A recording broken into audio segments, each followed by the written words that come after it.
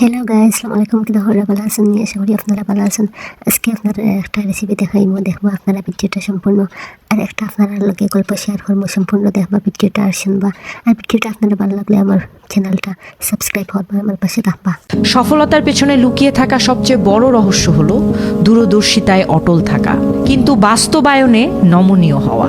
Jeff বেজোসের এই অমূল্য উক্তিটি শুধু ব্যবসায়িক কৌশল নয়, জীবনের প্রতিটি ক্ষেত্রে প্রযোজ্য একটি মৌলিক সত্য। আপনার স্বপ্ন, আপনার লক্ষ্য, আপনার দূরদর্শিতা এগুলো হতে পারে পাথরের মতো অটল, কিন্তু সেই লক্ষ্যে পৌঁছানোর পথ, কৌশল এবং পদ্ধতি হতে হবে জলের মতো নমনীয়। কেন?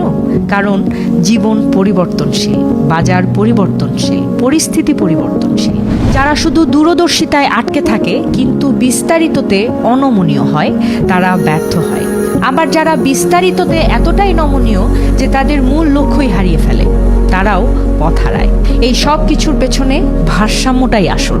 অ্যামাজন তৈরি করতে গিয়ে জেফ বেজোস হাজারবার কৌশল বদলেছেন, কিন্তু তার মূল দৃষ্টিভঙ্গি, যেটা গ্রাহকই সবার আগে, সেটা কখনো বদলায়নি।